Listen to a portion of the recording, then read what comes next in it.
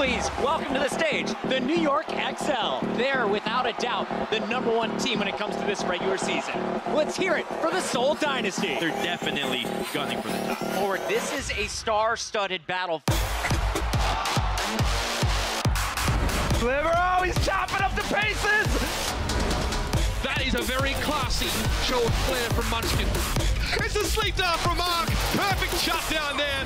That's perfect timing from Zumba. It couldn't have been any more perfect. Sabiobi, does he have a special delivery? You better believe it. Hunting down these supports. Jayhong, unbelievable. A third kill for Jayhong. How is he doing this? Big Boss Pine is on the scene. Unbelievable. What's happening to my Ryan Pine? I can't take it anymore. Please stop. This is Fletter's time to shine. Fletter, he's skeet shooting. He picks Mono out of the sky. Sabiobi, Libero, Toby, Jayhong, Zumba, Miro, some of the biggest names in the game all on the stage right now. These two teams are going to go all 12 rounds in the boxing ring, slugging it out. And we are in for a treat. And we are back getting fired up for this one. How you guys doing out there? It's #1 versus #3 if you look at the overall standings. New York XL taking on the Seoul Dynasty. Welcome back, everybody. It's Puckett and the boys. We've got Crumbs, we've got Reinforce, and this is the match of the day in my book, Johnny. Definitely, it has the potential. Looking at the overall standings, as you said, #1 versus #3 in the standings. This is going to be an insane matchup. As you can see, it looks like New York set up pretty strong to get into the playoffs, but Seoul, they are right on the edge at 5th place currently. They are, and we just had London play, and Seoul has a much better shot than they have because they only have 4 losses, meaning that their best chances are finishing at 7-3. That practically gets you in. However, facing off against New York is a very tough start to a schedule. New York has only dropped 3 matches the entire regular season. Ridiculous numbers that they've been putting up, but if Seoul is going to get the win today, how does that happen, Crumbs? What do you want to see?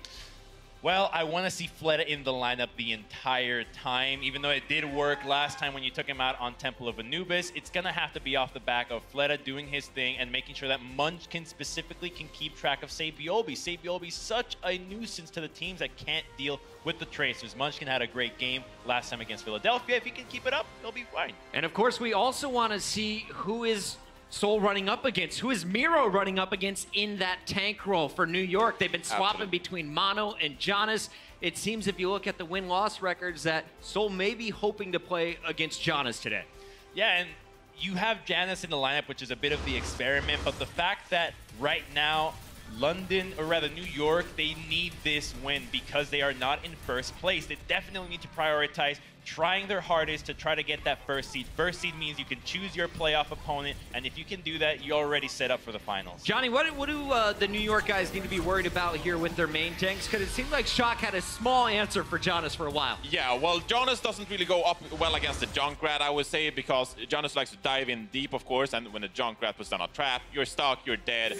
And Mono is more of a passive guy, so he likes to protect Jonak in many ways, so he's good at shutting down the dives, and as such, Mono is more of a safe Winston when you just want to protect your backline and rely on Pine and Jonak. Well, a lot of people have been down on Seoul recently. That was up until their match against Philadelphia, where they walked away with a Game 5 victory. My whole analyst desk was wrong, but Doe and I got it right. Seoul got the win. Let's talk about how it happened. You don't have to do broken that. clock is right twice a day. You don't have to do that to us. You can make fun of Bren, but don't make fun of me, please. Johnny, never would have known it was you. But when this match went down, what were we seeing from the Dynasty? This was the most odd game. I think we had 3 first-point holds in the first 4 maps, and then we go to Oasis, and Miro shuts down Froggy's Reinhardt.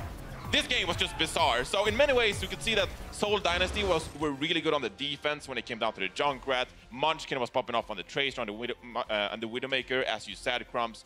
So in many ways, we saw that Seoul Dynasty, they have what it takes to bring down these top teams like the Philadelphia Fusion, New York. They've struggled as of late. They haven't lost a game, but they've gone to map 5, which sort of, that's struggling for New York Excelsior, right? So I think if the many coaches of the Seoul Dynasty, they look into New York, how do we beat this team? They certainly have the skill to do so.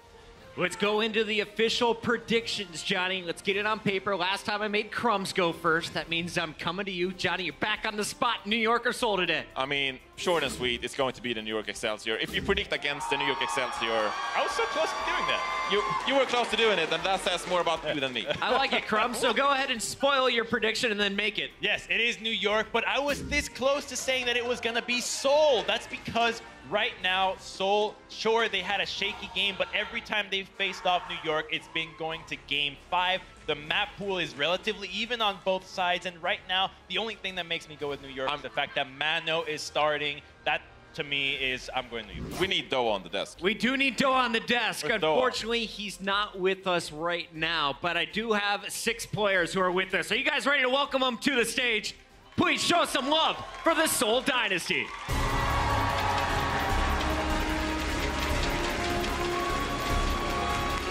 All smiles out of Miro and Munchkin, such crucial players in their victory over the Philadelphia Fusion earlier in the week.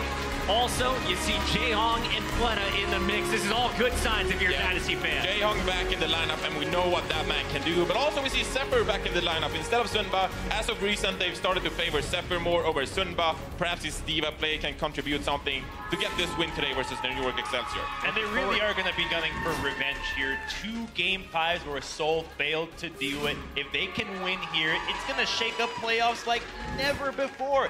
This team has the ability to do it. I think that mechanically the DPS are at a level where they will keep up. Johnny, if it goes to a Game 5, do you give Miro the edge on Oasis? No, I can't do it to him. Mano is one of my favorite players as well. He's so good on the Winston, and right now Miro has a tough challenge ahead of him. You hear the love there for Jaehong, one of the most famous players in the Overwatch League. Zephyr is going to be running that Diva, as we mentioned earlier, and of course, you got to close out the roster with the superstar. Fleta, is there anything better in the meta?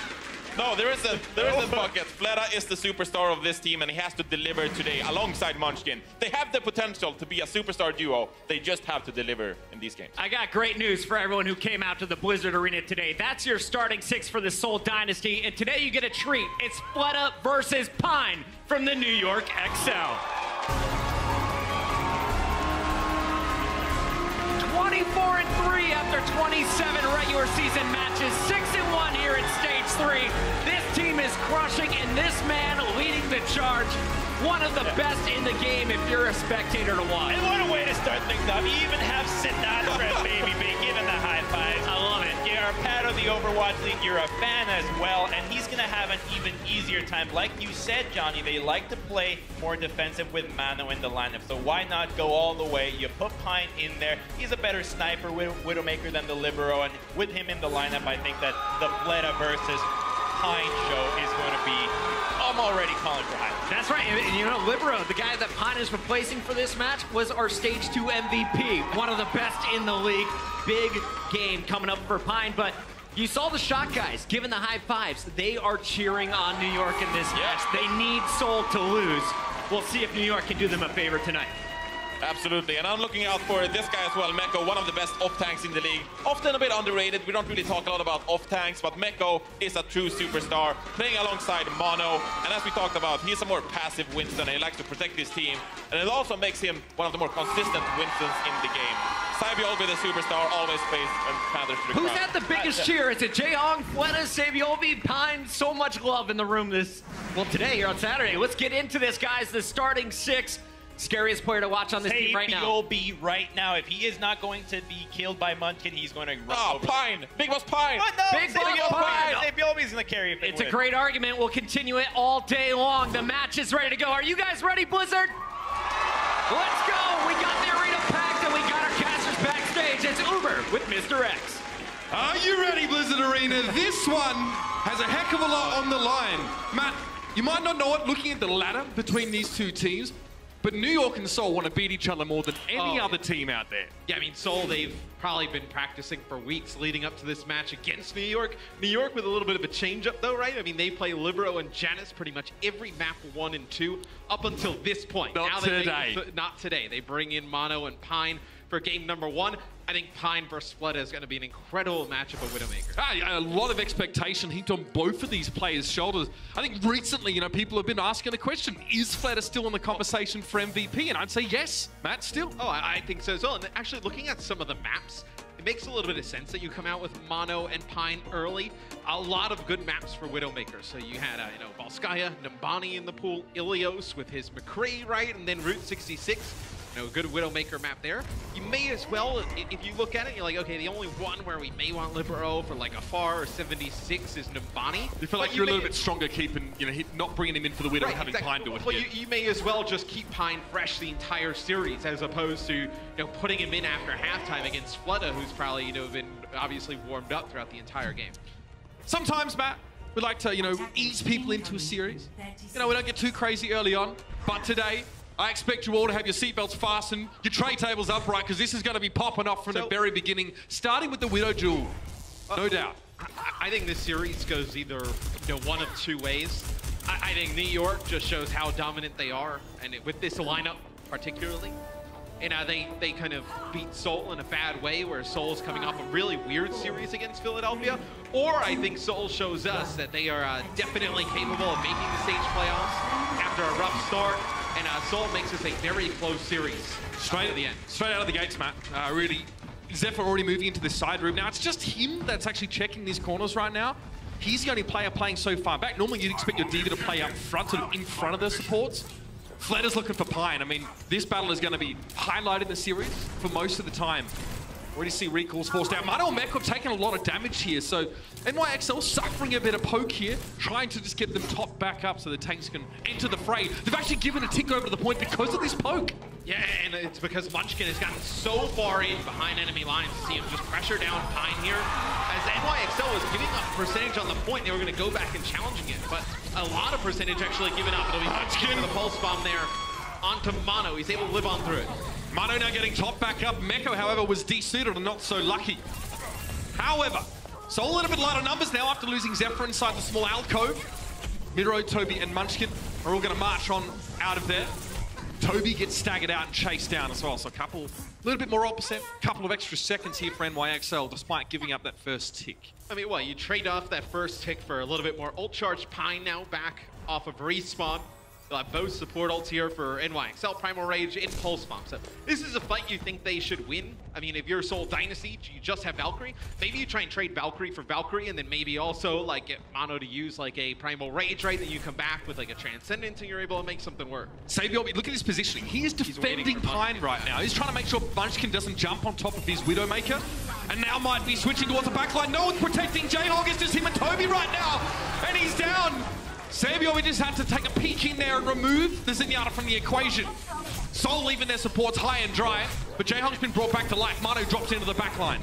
And Seoul leaving their supports high and dry has been kind of what they've done all season. And right there, Savior B just waits for the dive to come in, and then they don't even send Savior B in right away. They just send Mono onto the supports, and then Savior B comes in, finishes them off as he has a pulse bomb right now.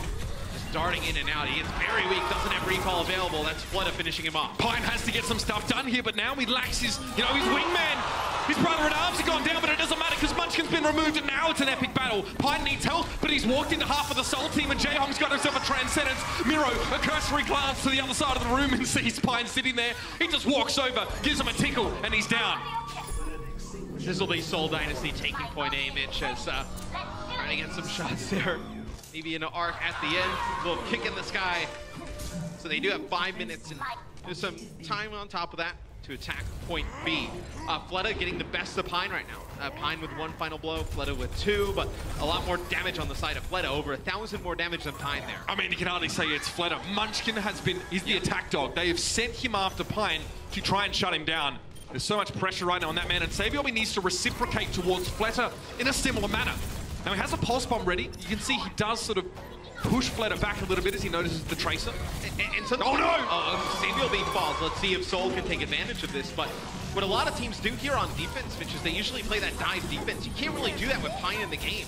No, he can play, I guess, a little bit of Genji. Maybe he can play Sombra, but you're really looking at a McCree change if this Widowmaker doesn't work out. Clear to see that Seoul have been preparing for this particular matchup, and they're coming in maybe harder than the NYXL expected. Pine, he's very far forward, and he's down. Jonak now back on the point. You can see Munchkin here just trying to break that bubble down, make life a little bit harder for Mano just to get aggressive. Saviomi left him a little present by the door. He gets blown up and brought back to life, and now we have a Transcendence by Jaehong, but it seems as if Seoul went ready to capitalize and come forward. No, and you have an idea that NYXL has Valkyrie, so you can't kind of push into this and just get taken out. As Miro will use Primal Rage, that'll force the Valkyrie out of Arc. So he gets up in the sky trying to stay alive. Easy as you like, but Pine could be in trouble here. Ark's gone down to Fletter despite having used Valkyrie. Miro leaves Pine for the time being because Fletter's doing enough damage on his own. NYXL, the DPS players are being handled easily by Seoul right now. They're not making any progress, so Toby goes down, and that's enough to force a reset here from Seoul Dynasty. They don't get any percentage there. You know, about a minute and a half off the clock as well. So you see Jonak well on his way towards a Transcendence. But if Seoul Dynasty, it'll line up. Well, you'll have both support ults here versus just that Transcendence. Pine staying on the Widowmaker, which is interesting. I mean, I know Fleta definitely wants to take this battle. We saw some stats. You know, Fleta, one of the better Widowmakers in the league. The deadliest. I think it's more notable that Fletter's actually staying on the Widowmaker. Yeah. Quite often we see attacking teams. Look at a lot of previous series, for example. Architect has switched over towards that McCree. I think with what you've seen from NYXL so far is that, like, you may not want to even bring out the Genji, right? Because if you dive so far in, they're leaving Saviomi back there, right? So you're going to just get chunked down if you're that Genji going on through. It'll be Mono using Primal Rage here. So everybody from Seoul backs on out. So NYXL uses this ult. Doesn't really get much anything outside of, you know, they do take some damage there as Mono goes in, and you're going to let Arc charge that Valkyrie on him. But it's not that much ult percentage. It was maybe like 10%. Mono backing up here. But the backline goes Munchkin. He takes a big hit from Jonak, though, and is forced away. It's an instant recall.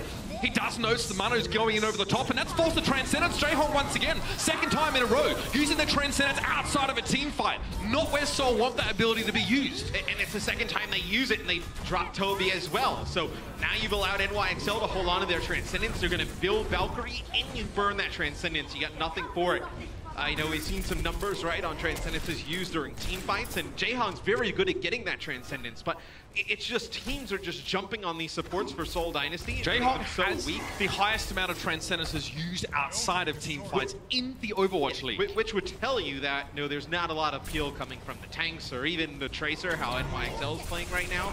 They're just not doing a great job protecting him, and those are forced out just for him to stay alive. Pine was not ready for that. Defense Matrix desperately employed by Meko to keep the Widowmaker alive, and it's worked. Munchkin has to back away, but now Miro steps up. In tandem, Seoul are stepping forward to try and remove the most important threat, and that is Pine. Somehow Pine gets across the map, and Miro was hot on his heels. And now it's going to be tough times for Meko and Mano, respectively. Discord orbs flying thick and fast, but Jaehong is now down. That's not going to be a factor. Take that back, he's been resurrected, and now Seoul have got the numbers to run forward with. It's just Saviomi who realizes he's going to back away. Fletter now has all the space he needs to make some key kills, and he starts with Saviomi. The Transcendence doesn't save him, a headshot, a Tracer. Easy kill for him. Amidst the roiling mass of bodies now fighting for the point, it's Mano for the NYXL that is trying to keep things going. But his health is going to dwindle very quickly, and Jonak and Ark can hardly step onto the point. Now Meko steps up himself, he's demeked. Saviomi's working off to the right-hand side of the point. He has a pulse bomb, but it's so tough to break it. Miro gets 2 for 1. 2 pancakes, it must be Sunday at 2 p.m. Happy hour I'm talking about. And now it's going to be Seoul pressure to the point. Munchkin's in there, he finds Ark. Yeah, Pine should be able to get a touch, though. He dashes on through. And then NYXL's just trying to get this to 0 on the clock, right? That's the play here, as Meko will use a self-destruct on the point. You do have Saviomi and Mono switching over to Mei, so you should be able to stall this here if you're NYXL. Saviomi just got smashed by Jaehong across the point, though he couldn't even approach. Headshot by the orbs, and now, oh yes, Mono, it's going to be a very frigid reception for the Mei as she comes out of the ice block, and Arc is felled. That should really get the job done, and it does. 14 seconds remain on the clock, but Seoul have made a successful attack. Pine didn't have a great first half there, Mitch. 2 and 7.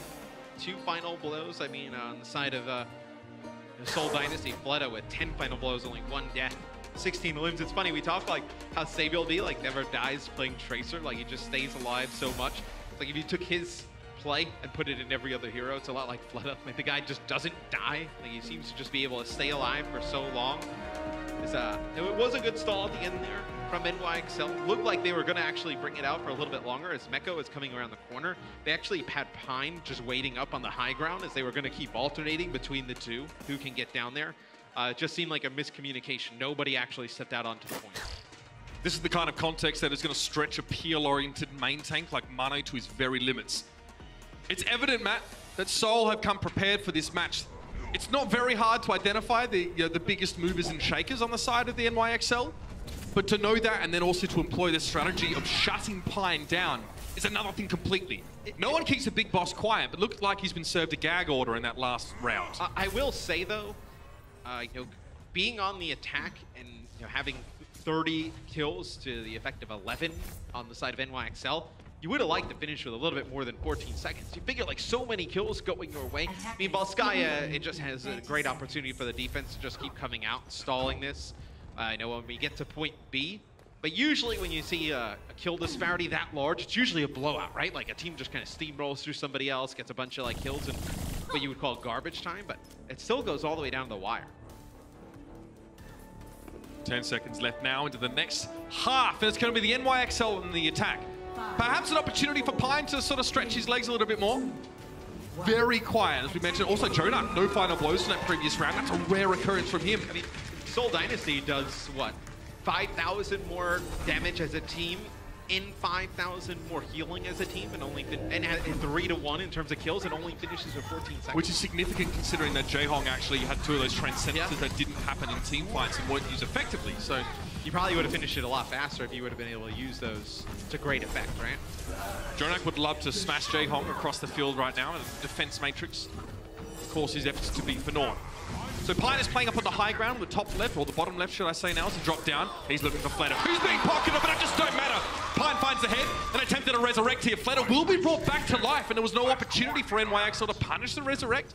Yeah, they weren't in position because Mano and SaBLB and Mecco are actually taking a ton of damage from Miro's, which just stays, and now they're able to get Mano for it. You probably can't even get it close to a resurrection. He had to put Arc in a really bad spot. Had Pine not had to reload there, he would have been able to get off a second shot at maybe 50 to 70 power, and actually could have got the finish there. It's not to be. Jonak's down to Fleta though. Pine responds. Zephyr gets desuited. You definitely prefer a Zenyatta kill over a mini Diva kill, but they keep coming. Jonak's been brought back to life, and now it's going to be a transcendence. Toby goes down despite that. SaBLB cuts through with the burst damage on the pulse bomb, and Jaehong is all on his own. No man's an island, they say, but Jaehong is just a mess of scrap metal on the ground now. Miro being removed by Arc, no less. And it will be the NYXL to take this first point. I don't think they expected that pulse bomb to come out from SaBLB. They were using the Transcendence to then have Toby res Zephyr. You probably would have been able to stall that out for a bit longer. That pulse bomb comes in, just rips them on through. But let's see how NYXL attacks this here on point B. The Genji switch comes out from Seoul Dynasty as it's going to be an all-out dive. Pine needs to go big on the Widowmaker here, or else he's going to be a big target. And then what does he go? Does he go McCree? We've seen a lot of teams struggle when you bring McCree in on the defensive side and go for that, on the offensive side and go for the high ground. Well, I mean, Seoul already want to dive, Matt, so putting a McCree is just going to give them even more incentive to do so. In fact, I mean, to be honest, that's what they're trying to do. They want to get on Pine. So actually, Pine's use of his grappling hook here will be very telling, because he will have to avoid a dive on multiple occasions here and try and change sightline and still be effective and relevant in the fight. Right now, we can't see anything. Seoul know where he's set up. They will try and play more to the right-hand side of the point. Well, he feels better setting up now because he was actually looking for Munchkin. He was thinking Munchkin was coming to the fight. Oh, it's Flood actually deflects a headshot right back in Pine's face, but it's going to be no supports down at the hands of Mano. Mano will take out Flood as well. You'll get a res onto Pine. Infrasight from Pine. This is looking real good for NYXL. Now it's going to be Zephyr getting taken down as well. Self-destruct through over on the point, but there's no one really from Seoul here. At the time, Pine managed to find the first pick and get back into the fight. There will be one more push, and this could get a little bit messy, ladies and gentlemen. Strap yourselves in. Munchkin forced into an early recall, and Fleta's playing up on the high ground, not sure whether to jump down yet. Miro drops in. Mano's fairly low on health, and Ark's desperately trying to keep him healed. Both supports giving the healing to the Winston right now, and Mano's going to love that Transcendence. Pine finds Miro, shoots him straight off the map. And now it's just going to be Zephyr there, in the corner on the point, staying alive longer than he ought to. And you see Fleta going deep into the back line. He couldn't get anything. Jonak shut him down. Zephyr's been removed as well. That'll do it. The NYXL shades faster right now. Tortoise and hare kind of stuff. 5 minutes and 28 seconds on the clock for the XL. Take a look from SaBLB's POV here. As NYXL sets a real fast time on the offensive side. Remember I told you the kills were like 31 to 11 there at the half. Seoul Dynasty finishes with 31 there in the second half. So NYXL goes from 11 kills to 34, so they just kind of ran right on through them.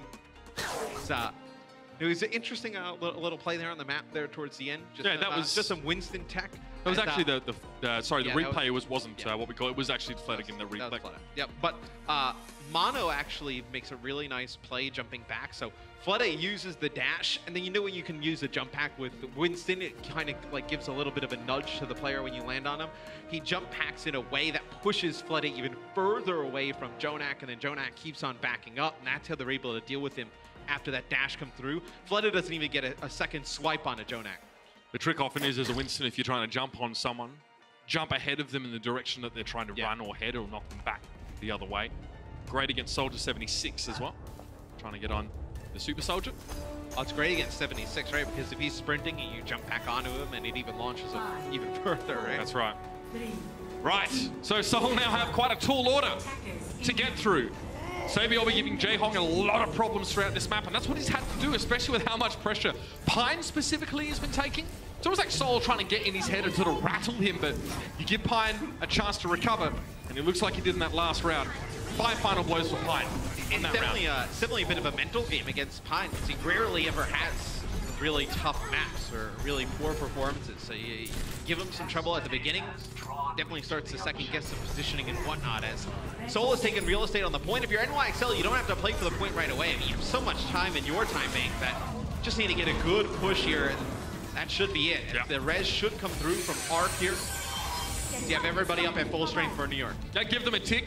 NYXL know they've got 5.5 minutes in order to exceed that, so they're quite happy giving up some of that space. Seoul are going to come back in, and Matt, for Seoul fans, can't be feeling good. No ultimates to work with here, really. NYXL should have theirs first, specifically Jonak and Arc. And we see Miro drop on, he gets vaporized instantly. That's Jaehong going rolling. And it's a big shot as well towards Fleta, who's had to now keep his head down.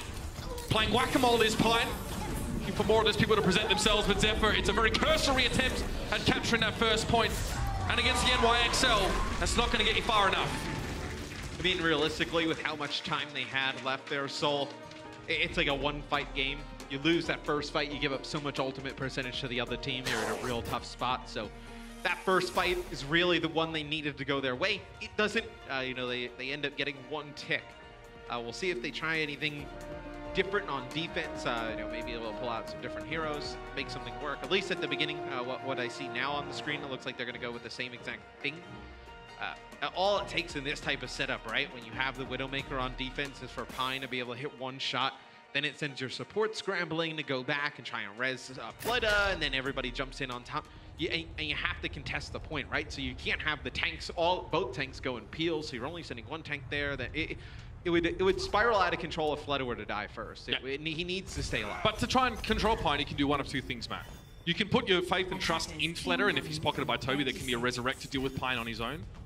If not, you have to dedicate probably Munchkin, Miro, and Zephyr to try to jump on that Widowmaker and remove her, and sometimes that's far too risky on this point. You can't do that if you're Seoul, because you know your kind of struggles of keeping the supports alive. So you only have one tick. You can't be off the point. You can't give space like that. And you need to, there's a lot of factors working against Seoul Dynasty here, though. But you know, if they play like they did on their first offensive attack, they definitely can do it. They were dominant there, taking point A very fast. We'll see if they can put up a good defensive effort. New York now, waste no time in getting out of the gates. And it will not be a surprise to anyone to see this team composition. Sabiolwi has given Jaehong so many problems in this map so far.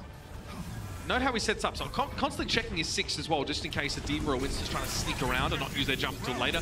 Now he's got behind him, you see? Attention's not on Sabiolwi. Free damage. Zephyr might be in deep trouble, has to use the defense matrix to avoid being desuited. Oh, Jaehong, you could be in trouble. He gave the game away. Cat was out of the bag, but he was able to get to safety, even though he was at half health.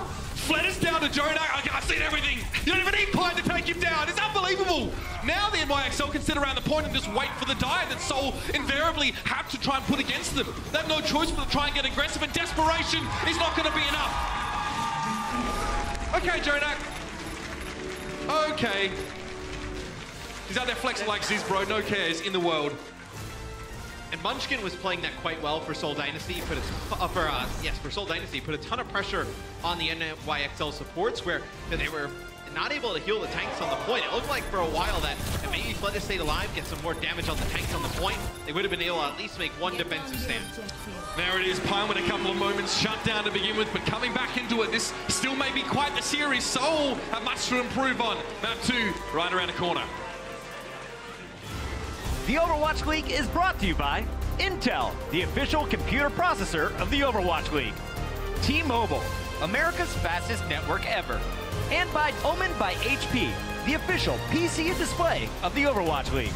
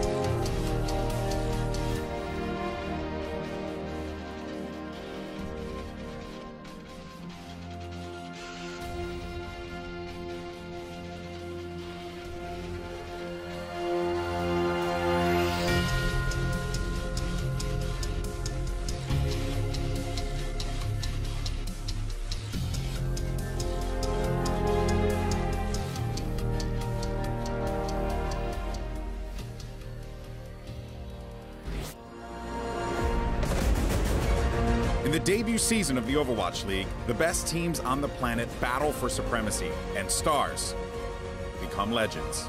More than 100 players have joined the league, but only one will be named Overwatch League MVP, presented by T-Mobile. Cast your vote for the MVP on Twitter using the hashtag OWLMVP and their battle tag. Your votes, along with the Overwatch League broadcast team, will determine who reigns supreme. Let your voice be heard and be a part of esports history. Help us choose the Overwatch League MVP, presented by T-Mobile.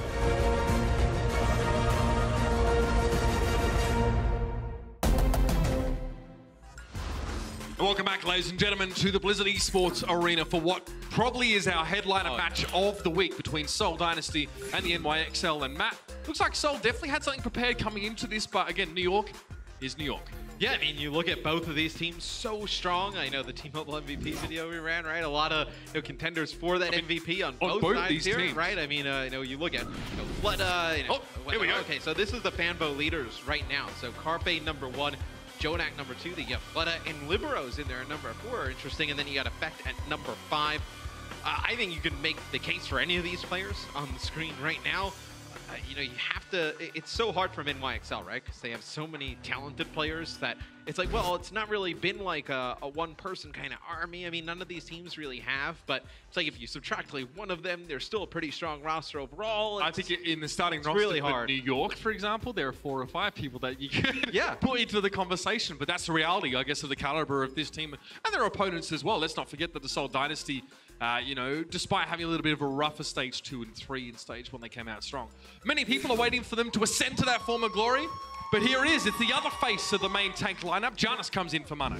And you will also have Libero who comes in for Pine. So this is, maybe they want to run some Pharah, maybe they want to run Genji and just be a more aggressive team here. That's usually what Janus brings to the lineup. If you're just joining us, Volskaya was won by NYXL. The 3-2 fashion. I think Fled obviously has a case for League MVP. I mean, the guy's been unbelievable. As well, I think they've had to plug Pine back in for a little bit. Charge his batteries up. Needs to come back in for the rest of the series. This means a few things, right? Like, we know what Libero's got an incredibly diverse selection of heroes. It's probably no shock to see him start off as the Widowmaker here, but in the past, he's played Pharah very happily on defense on this map, expecting a Genji Tracer dive. The Pharah can do a heck of a lot, even in a peel sense, just banging rockets down on a Genji Tracer, as well as the main tank line trying to dive that high ground. Yeah, it's interesting that you wouldn't play a Pharah, knowing Seoul Dynasty will probably run just a straight-up dive here, right? This is a map where Toby can play Lucio. You can play Lucio and Nimbani on attack. You can play that Genji and Tracer and, you know, attack that high ground. It's interesting we don't see the Pharah here from NYXL, but they have to know that Seoul Dynasty has been game planning for them. Maybe they think something different's going to come out from Seoul here on the attack. Well, if I'm Seoul and I'm game planning, and you're playing a Genji Tracer, you may not be really worried about Pharah. I think that this is playing a little bit more of a dangerous game if you're New York then as well, because you are absolutely going to get dived, and you absolutely need to be ready for it. So let's see what the peel's like. Munchkin. It's cut down to size, but Toby's going to get the Resurrect, so it's not the end of the world. Well, I mean, you don't have the Resurrect to now use if you dive in deep and let's say one of your tanks get killed on the point. So, I mean, it does make a little bit of an impact, right? I mean, yeah, you're going to be coming off a cooldown at like the 3 minutes and 10 seconds mark on the clock. So just pay attention to that. That's probably when that res will come off. Oh, that's the dive. Libero gets completely smashed by Fleta, who descends onto the point. And this is what I mean about playing a dangerous game if you're New York, bringing the Widow against a full dive. Fleta does get decent, sorry, Zephyr should I say, and Arc is down to Miro. Fleta definitely followed that one up here. A lot of trading out happening over the point, but a tick has already been given over. Now New York have to desperately throw themselves back into the mix. Janus did well to stay alive there. Played his ins and outs quite well, but now he leaves Meko on his own, who will get desuited. NYXL need to regroup and make another push here. And you have an opportunity to attack because Toby is in the respawn here. So they will actually back up. So Toby's all the way. He gets that far spawn as Mercy and not in the fight. They opt to not attack it there. Interesting. NYXL perhaps concerned about being sort of snowballed out of the second part of this map. Well, sometimes if you contest that point late and you get split spawned really badly, you can give a lot of free progress. This could indicate that NYXL wants to hold a little bit closer to this. That's what I was going to say. Maybe with the self-destruct and Infrasight, you wanted to play this close quarter and you wanted to have all 6 there and guarantee that you have all 6 there. And as you see, they're just contesting the cart right around the corner. You cannot play on this corner if you try and contest a second time after kind of getting wiped. So I like that adaptation from New York. It's a great way to buy time, and it's actually a decent place for defenders to fight in general. You would think they're just going to try and make it costly for Seoul Dynasty, right? There's going to be Valkyrie as Soul's going to engage with that support ultimate. Now maybe you use it, you're going to use a Transcendence. Maybe you launch a self-destruct in here, right? There's going to be the Transcendence from Seoul. This would be a tough fight for them to lose, Mitch. They got to come out on top here. Fleta does have a blade, but he gets blown up right away after he gets rezzed with that self-destruct. This is looking like a nightmare for Seoul. Both support ultimates used in this fight, and they get very little for it. Fleta getting beaten down twice in a row, even after getting resurrected by a Valking Toby. That hurts real bad. They're going to try and push forward. They may try and res this, yep. Why not? Back, save LB. I mean, it's a long walk back here from the defender's spawn. It's pretty much at the end of the map. But even now, for Fleta's Dragon Blade, you have Arc with his Valkyrie, and you have Janus with Primal Rage. So you burn through both support ults. Merci. We know how fast Jonak can build it towards Transcendence, right? You figure they'll have that rather quickly. As no, it's a very wise move now looking back on it for New York not to do that first one. He has Infrasight. He knows! I mean, Jaehong knows Libero has Infrasight. I guess he was hoping that someone else from Seoul had done enough to distract Libero, but you can never really count on that. He missed the shot, I don't know. But, wow, I mean, do you really want to count on that at this level? It's astonishing, really. So, Arc still has a Valkyrie in this fight, and Janus can also buy a lot of time. There's every reason to expect that both Zens could have ultimates in this fight too. Yeah, and you're going to have another self-destruct for NYXL. So you have that ultimate to just kind of throw in there towards the backline. Same with Seoul. They could use self-destruct to buy them some space here, Seoul Dynasty. If you want to launch around the corner, right? Then lump some players in, but you lose Jaehong again. That's so sneaky. Flatter now trying to make the difference with a Dragon Blade. You got Libero and Jonak. Maybe there's something here. One more is all he would need. Tries the wall climb to close the gap towards Arc, but the Valkyrie and Mercy will stay in play. Sabiobi eats a lot of damage from that deflect there, and Flatter somehow is able to get out. In the lull, Jonak is brought back into the fight. They know that he could have that Transcendence. He needs to hit a couple of them big right clicks. He needs to do it pretty quickly. Meko is going to struggle with all the scrutiny that he's sort of facing, but the payload has a long way to move still.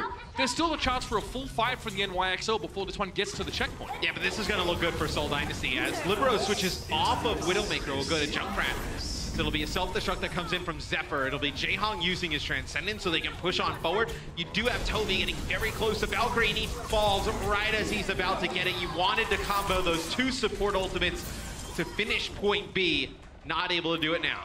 Jonak, there were two, fighting Munchkin and Janus.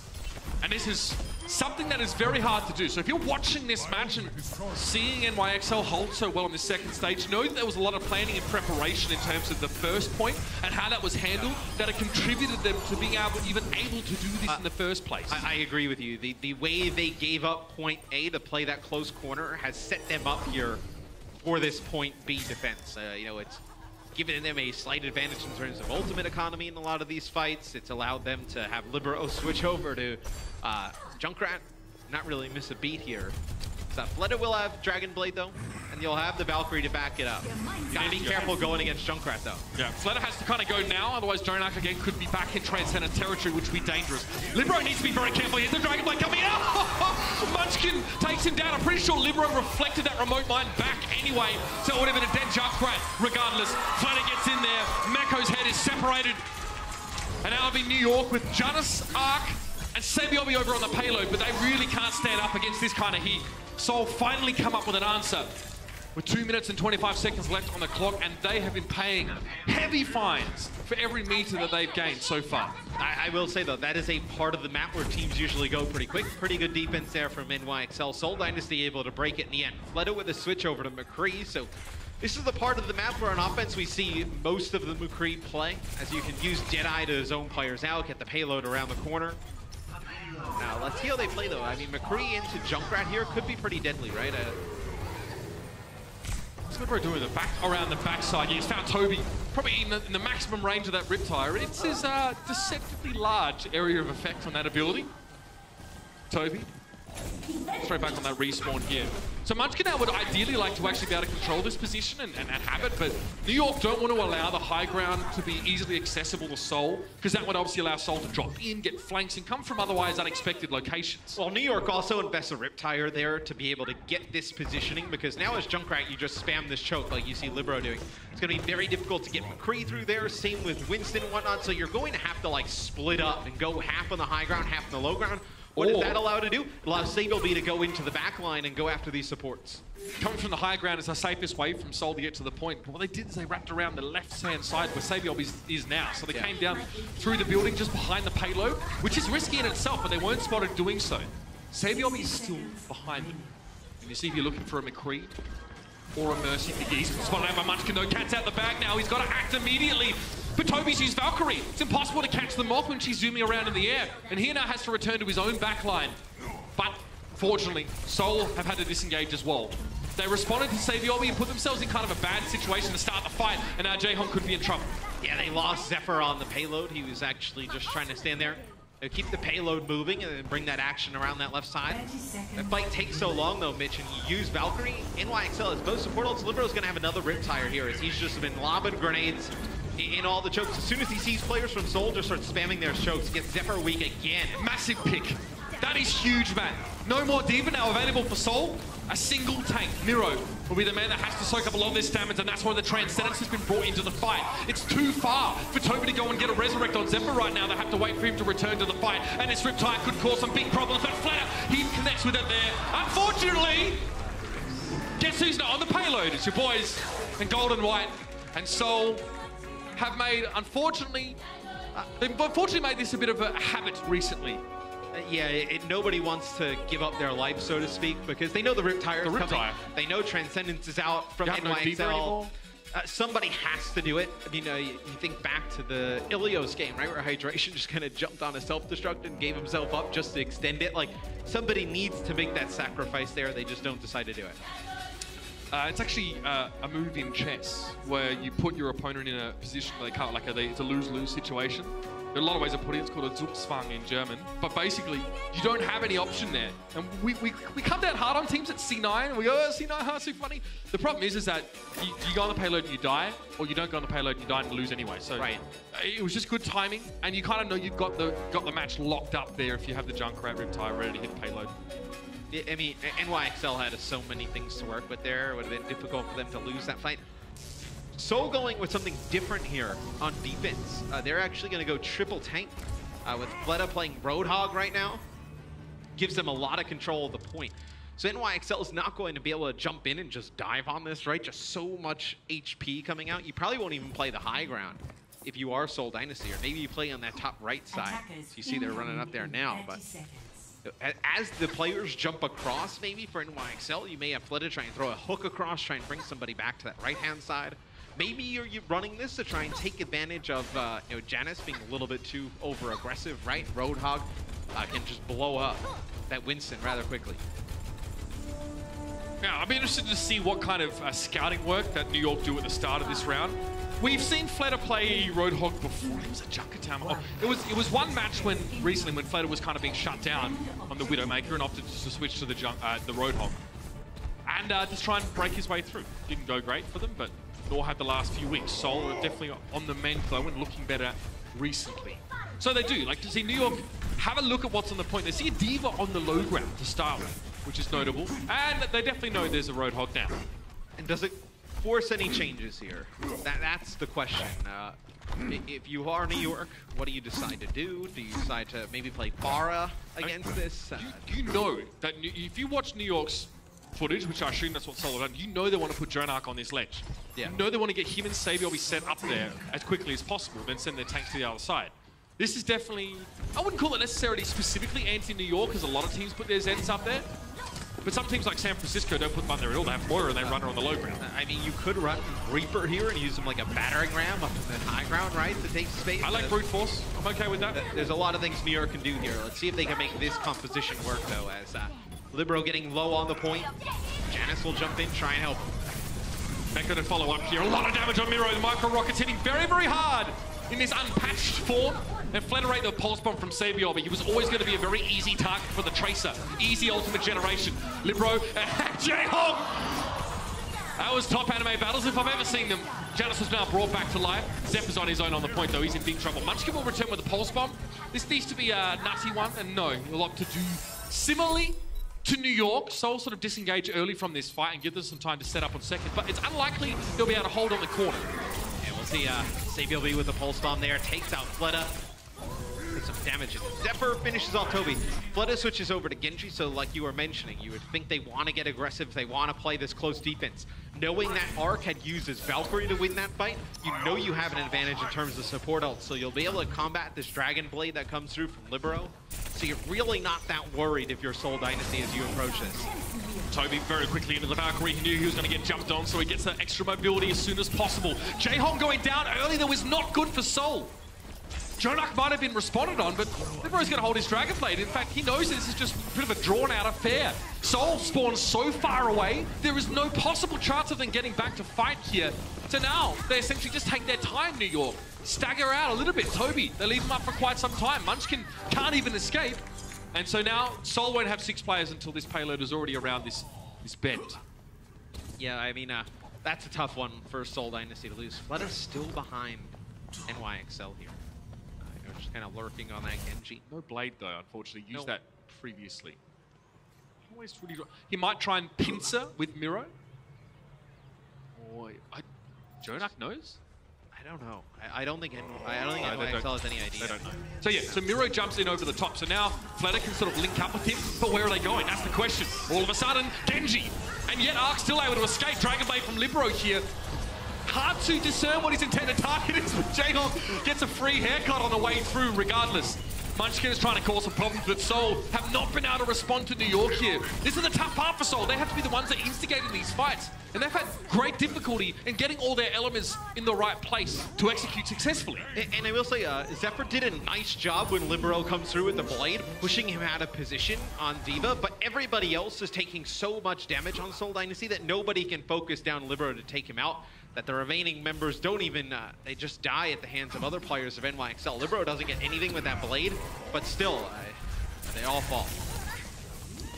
Seoul had to dive that. Notice that New York are trying to set up very close to the end of the map, and Seoul had to jump with them, sort of be the Bulldogs and force them back. Thunder gets that second Dragon Blade he didn't have before. Unfortunately, with only one kill, that may not be enough to turn the tides of this fight. Toby's down as Zephyr's going to send a self-destruct in. That's Jonak taken down. He peeks around a corner for a little bit too long, and now the numbers are starting to shift in Seoul's favor. And NYXL are backing up. They're going to have to back out of this. They don't really have anything else to work with. As they will res Jonak, but Jonak is just in the middle of traffic here. No, they actually I can't believe Jonak survived that. That's incredible. But and they get a D-Mech on a Zephyr after that. How does it happen there? I am astounded. Jonak gets resurrected and then immediately put inside Miro's bubble. You think he's going to get taken down, but instead he comes back with a vengeance. And Zephyr, he won't be happy about that one, but that's what happens when you let this guy survive, and now Jaehong is down. One of these things is not like the other map. Jonak now coming in with a Transcendence, and this may well be the final fight. Toby has Valkyrie, but he doesn't really have many targets to use it on right now, as NYXL are taking their sweet time. Libero comes in, Miro's taken down. Nicely done, Flutter. Gets that headshot with a shuriken at long range. Actually allow Seoul to shift this one back in their favor a little bit more. Janus was discorded, so he has to use a Primal Rage now in kind of a suboptimal situation, because really, they don't have all their players together in the fight. It's just for survivability, and it may not amount to much, but he knows his teammates are hot in his heels and they're close, but here's Jaehong's Transcendence. Yeah, and they start to push in, and Mecha will use that self-destruct to it right up top, and that'll take Miro out. So it'll be flooded with a Dragon Blade, trying to keep him alive, and he doesn't live for that long. He's Libero with a dash right through him. He's having none of it. In a sword fight, he comes out a little bit better. Self-destruct thrown in, that's huge! Sensational from Zephyr, but will it be enough? Both supports are cut down from New York, and there's no healing available. Zephyr now, a cursory attempt to try and stay alive on the payload. Toby, Miro, and Jaehong are there with a desuited Zephyr, but Janus takes the high ground. Jaehong's been removed. Can he turn this one around? He's on his own. He's got to jump out. Great save from Zephyr. He saves this match potentially for Seoul Dynasty. NYXL thought they had it in the bag, and they start to push on forward. Janus in no position to lay a bubble down for both supports. There's nothing Jonak! Jonak takes Zephyr out of mech, and he gets blood at long range. And Toby had switched over from Mercy to Lucio, so no opportunity for a res. Jonak now free to roam as he pleases. A little bit of pressure from Munchkin, but he'll have to return to the payload soon to help his team stall it out. Jaehong has fallen yet again. He's hardly been visible on this map, getting cut down early far too often for the liking of Seoul. That's Libero again. The Swift Strike rings true, as it did prior on a Dragon Blading Flutter, who's now switched towards the Sombra.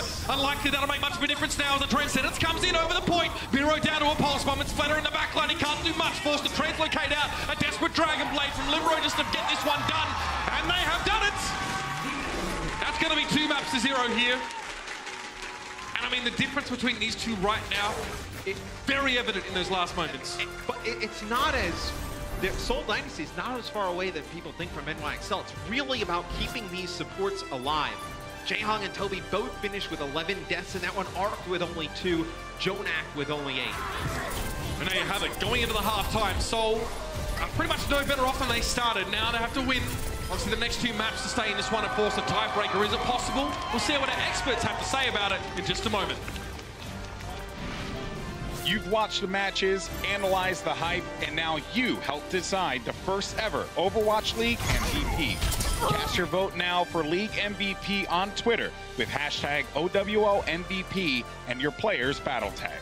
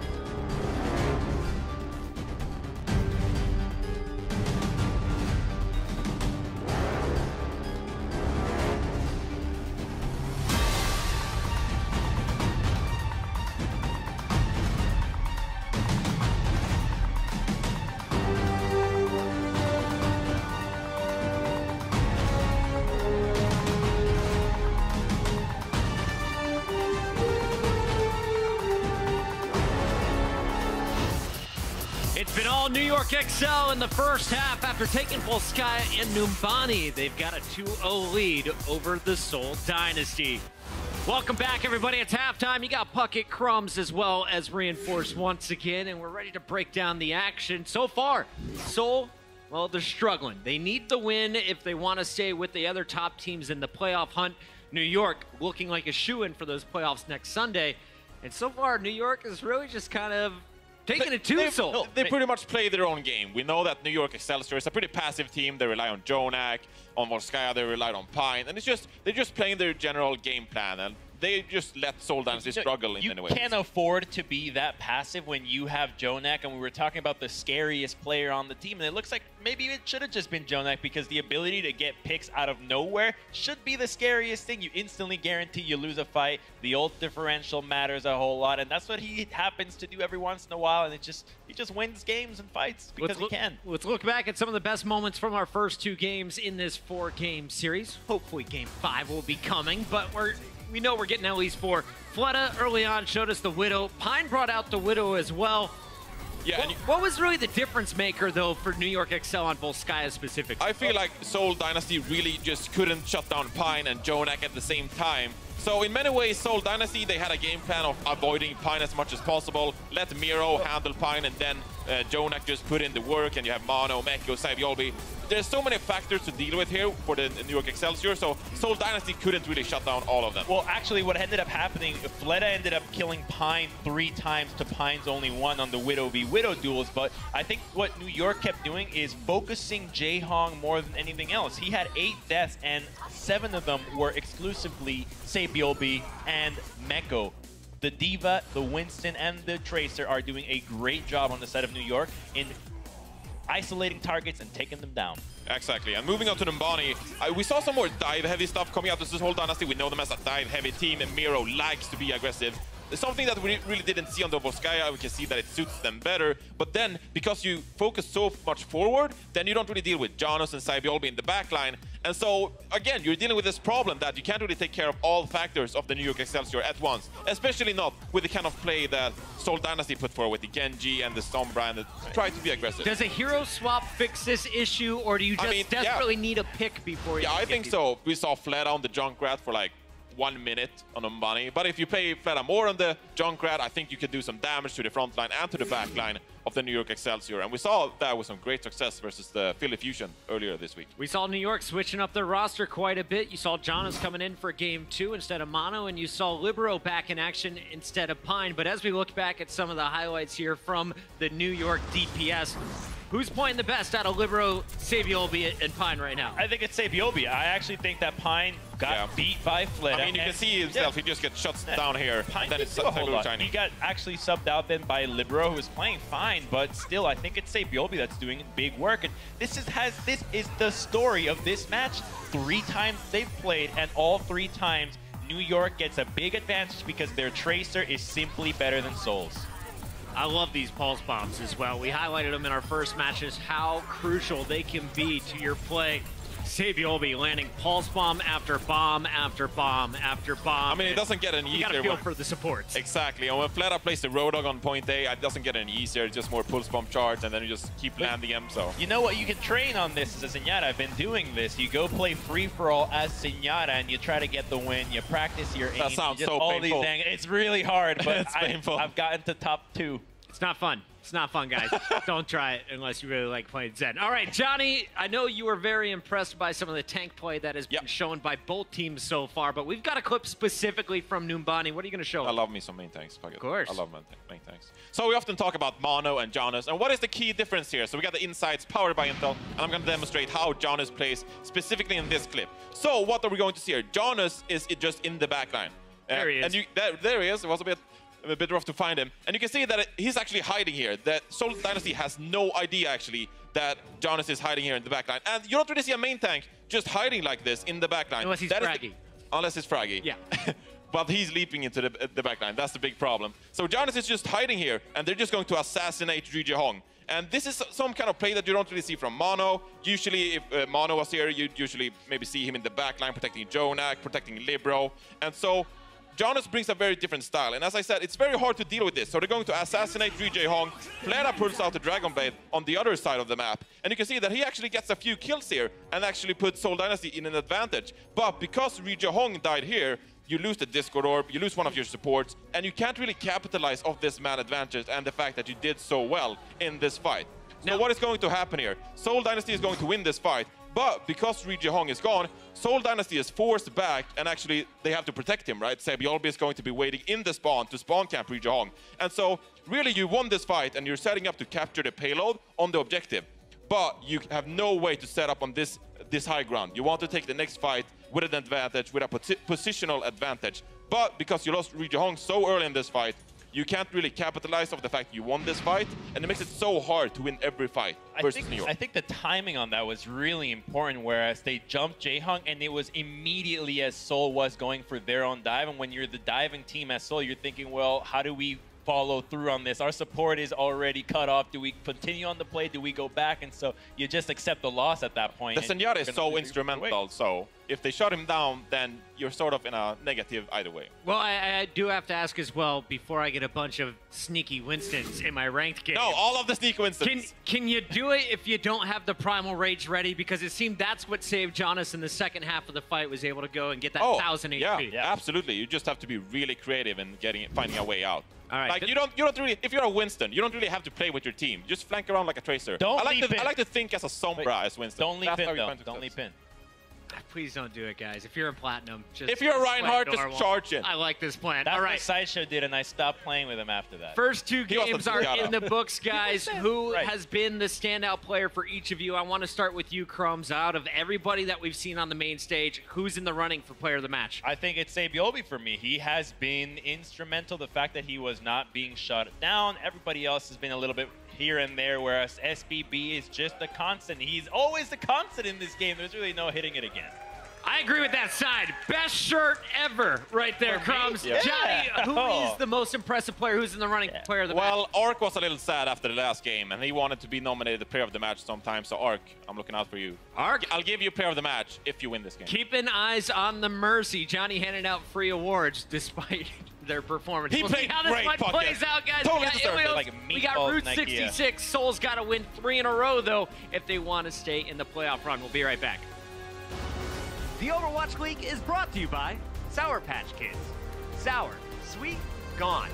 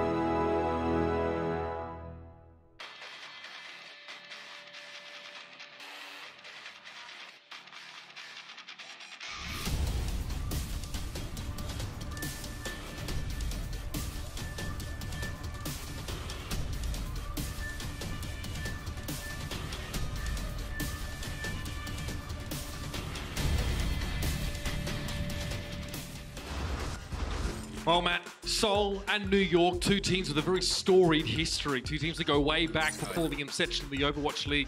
Carried the rivalry through, but so far it's New York with a huge lead right now at halftime. Yeah, this series, New York has dominated this far, like the desk was talking about. I know Seoul Dynasty has had a great first half of this series. Both supports on NYXL just staying alive. Obviously, you know, that's a huge team effort on both sides. It's not just staying alive. I see Ark out there killing Winstons, and also Jonak is just getting, you know, routinely these 2Ks that just pop up in all these sort of fights, and you can't even necessarily count on these as a viewer, and all of a sudden the team fights won because Jonak just picked a Tracer. Yeah, we can take a look at some of the standings though, and just kind of reset how this affects the overall stage, right? So here are your overall season standings, right? You see Seoul Dynasty sitting in third, you know, 8 and 10. That would drop them behind the London Spitfires. Lead fall, you know, it'd be very close with them and the Valiant, right? The Valiant win one more game, they're actually going to jump ahead of Seoul as well. And then you know, the Philly Fusion right there, the Houston Outlaws. I know it'd be very difficult for Seoul Dynasty. Particularly important in terms of, you know, like standings when it comes to playoffs as well, and that whole bracket there that Seoul's a part of the Pacific Division. Right. It could be, you know, the Valiant actually getting the top of Pacific Division and having that spot straight into the season playoffs. There's much to be talked about. We'll cross that bridge when we get to it. But Mano's been brought back in now for Janus. Yeah, and Animo will come in for Ark. So this is a substitution they've been making as of late. For control maps. Control maps. So you bring in Animo and you bring in the big boss. Trying to close it out here. You want his McCree. You want his Widowmaker. Now, interesting way to put the cable. Don't stand up too quickly if you frag out, mate. That's all I'm saying. What they say, give him enough headset cord. Yeah. Anyway, Ilios is going to be our third map. So, I mean, this is one where we've definitely seen Pine just sort of be like that impactful player. You've got to think that Seoul are planning around this. They would have expected this one long beforehand. You would think so. I mean, this is a very good map for Pine overall. This is one back in stage one we saw him come in all the time for, so you have to have an idea. Now it's whether Seoul can execute, you know, the plans that they put in place, right? Toby right now playing Lucio. Same with Animo. We'll see if they decide to stay on that. It looks like we'll just get the speed boost. Yep. When you want McCree in, you want Mercy. It seems like you know, Mercy, as much as everyone would like to believe is not a must pick, kind of is at this point, right? You know, just so much more value with the resurrection over speed. I mean, it's super important in these fights, especially with the multi-target healing. Guess what happened? Jonak picked off J-Hong to start the fight off. That's going to exhaust the Mercy Resurrect now from Toby for the next 15 to 20 seconds. And Flanner has also been removed. He's not being brought back. Well, it's just when that first kill goes down, look at the positioning that Seoul Dynasty was forced all the way back up into. And then when you're in that position, NYXL takes great advantage of it. They send 2 players over to the left side, then they keep having Jonak just volley orbs in through the middle, and there was no chance for the Seoul Dynasty to react to that. Zephyr now is demeched. He'll jump off the side. So you're going to have a full reset here. A lot of percentage going to be gained by New York. And this is why Jonak is considered the best Zenyatta player in the world. You open up that kind of fight. Jonak doesn't just get cleanup kills. He gets 2 picks, 2 first picks. One of them can't be resurrected. He literally gives his team the win. It's like having a third DPS player in at all times, and that is what Jonak offers to the NYXL. It's like Zenyatta before Overwatch League was looked at a much different way now that the Overwatch League has began, right? You know, a lot of it was, oh, we get great value out of using Discord, right? No, Transcendence is a great ultimate. Now it's like you need it's almost like your Zenyatta is almost like running a triple DPS at times with the amount of damage these Zenyatas are putting down. And you can see the difference it makes for some of these teams. I mean, this is not even close, ladies and gentlemen. This is Seoul just getting kicked out of the map. And Pine, obviously, holding the mouse with one hand while he dabs with the other causes that shaking. But a lot of players, a lot of support players sort of say, we'd like to sort of see the healing and positioning of support players highlighted more, or we think it's more important. The reality is, the way Overwatch works is that if you kill them, you're going to win. Okay, a man advantage is always conducive to you know, a snowball fight win. And obviously, healing is important. Obviously, positioning is important. But no one's going to say no to having a third DPS player that gets kills as much as your McCree. You know, it's after a while, right? You talk so much about strategy and you know, all these different positionings and ult usage, and right, I know all that results in somewhat towards a win. Good aim also helps as well. As Flood, he'll take out Seoul B with the Deadeye. As Pine now will use his Deadeye as Miro's Miro's primal rage runs out at the last second. If Miro had another second there, probably would have been able to knock him into the well. Now look at this, Flatter just goes face first into a bullet. Oh, what are you trying to do, Toby? Jonak's not going to let him in. Again, Pine comes forward, he eventually goes down, but he'd already delivered his message. And we see now the Mano drop in is real. Jonak finds Miro, and it's got 6 final blows for the round, man. It's just dumb. Way more than anyone else on his team. 2 more than Sabiobi, who's the next closest. Sabiobi trying to make up their deficit now. Oh, and there's Zenyatta. They're not orbs, they're wrecking balls. And usually Well is a stage that is highly contested throughout the entire game. A lot of fights on the point for a while, but that one definitely not like that. The aggression from NYXL just too strong. So him and Pine take out Fleta, and they actually, so it's actually Jaehong, I believe, who uses Transcendence, and Toby thinks he's going to get the Transcendence healing to go get that res off, and nope, does not happen, as he falls as well, and then Jaehong's on the point, just using Transcendence. It forces everybody back. Seoul Dynasty struggled to get out of the choke. I would almost argue that a dominant Zenyatta player or a flex support is much harder to manage than like another DPS player, right? Jonak's obviously going to be protected. Well, he's definitely, you know, shielded and protected by his team a lot more, and getting to him is so dangerous and risky, especially with Pine and Sabiobi on the hunt. Well, they make it really costly to dive in on them. That's the difficult part about playing against NYXL. You play too passive, Pine and Jonak are going to just do so much damage at range that Sabiobi and Mano Meko come in and dive you. The peel from the tanks is so good that if you go into Jonak and you don't kill him basically instantly, he's going to put down so much damage that your tanks are never going to make it out. And then Sabiobi is still killing your supports in the back. So what do you do? It's a what do you very do? difficult. Well, I mean, you kind of have to pick your poison with one and commit to it. 3 steps. Lay down. Try not to cry. Cry a lot. Flatter's done. Punch in the face, and Pine delivers a message. Gives him an offer he can't refuse. Jonak having gone down though in the fight, he's maybe a ray of hope, but Toby! Have some respect for the big boss, trying to resurrect right in front of him. Has some decorum. Pine, unfazed of course, just completes the kill on that enemy Mercy, and Munchkin gets mulched. And now Pine's gonna chill out, hoping for someone else to show in his crosshair. You can see up the top there on the screen, Mano had gotten into the back line and put Jaehong and Zephyr low, but had ultimately died in the process. So there's a window here for Seoul to break back in. That's a tough resurrect for NYXL to bring that tank back. So Miro dives on in. I think they have to have an idea that this Deadeye is up. Oh wow, nice long range shots there on the Munchkin. Gets him low. This will be the Deadeye. Doesn't connect with anything. Hey, he reloads. Yeah. Got all his bullets back, fam. But there's Munchkin fighting Meko, and him being removed could be something. Flatter springs forward. Flash, headshot. Easy as you like, but Pine, yeah, he knows what he did. Going out on his own against so many enemies is going to be tough. He's never going to survive that, but he wanted to die on point and stall for as long as he could. Good fight from Seoul there. Good pulse bomb laid in by Munchkin to make sure that, you know, Meko, being as impactful as he is, wasn't able to exercise any more of his influence. So let's see what positioning Seoul Dynasty takes here to be able to hold this point. It looks like they've backed up. They're going to play around Fleta here. Miro's actually on the other side, so he's waiting to come in and jump in on a flank. Deadeye available for Fleta. Probably see it used pretty similarly to how we saw Pine use it, as it's going to be Transcendence force out from Jaehong, probably a little bit earlier than expected, as Jonak will use his as well now. Yeah, Jonak doesn't feel bad now using his Transcendence, having it forced out, because Jaehong sort of preemptively used his and got kind of minimal value from it. Pulse bomb on the wall, Meko gets 2! Flatter and Toby are down! No bringing the McCree back now! Seoul had a chance to really work around this fight, but they've lost the point. And you can see that Zephyr gonna try on his concrete booties. Now we'll take a look. The self-destruct here coming in.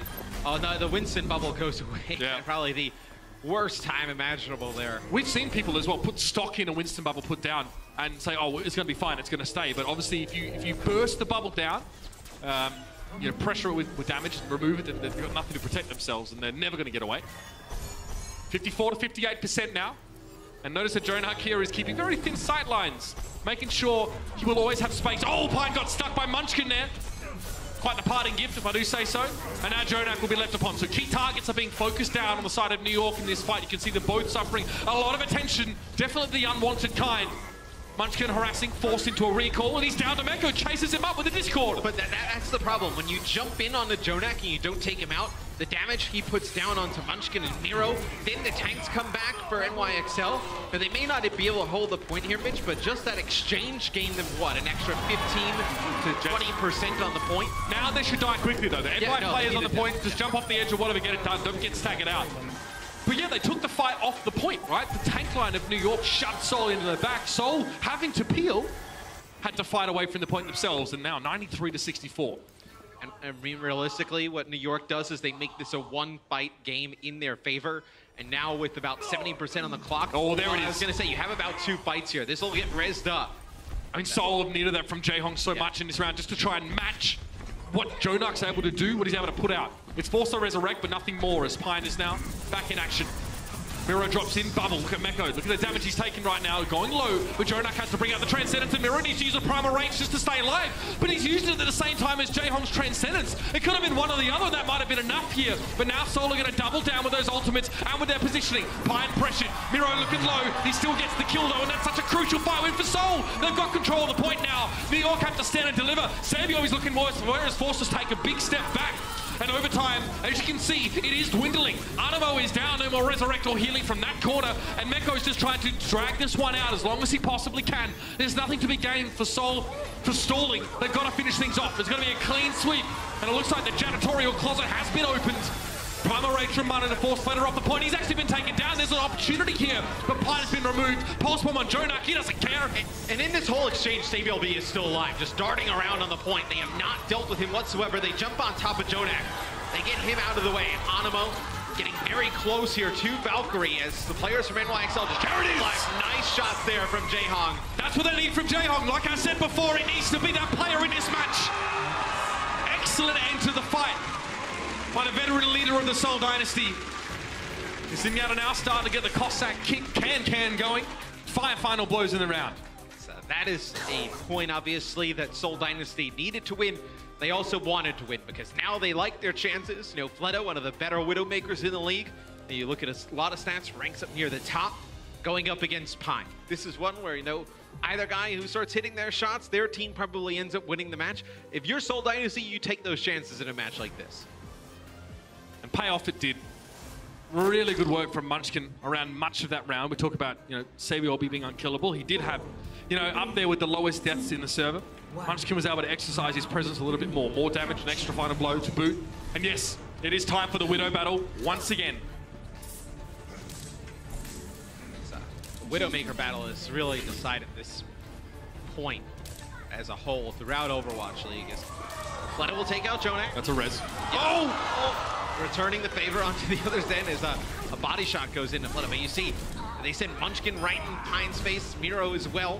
Just trying to cause a little bit of a distraction, but everybody else falling for Seoul. There it is. Pine not only getting that important pick on Jaehong, but adding a lot of extra damage on the key targets, such as Miro, as he tried to peel back or fold out on the point. He took a couple of fully charged shots. Almost, that fight almost went pretty south for New York there, having Jonak picked off really early in the round. Pine will need to be vigilant, not only to find his opposite number, but to prevent his team from being ripped apart by a Jaehong pick or a Fletter one. Oh, a Fletter one! He's back. Chill out, everyone. I'm calm, you're calm. I'm not yelling.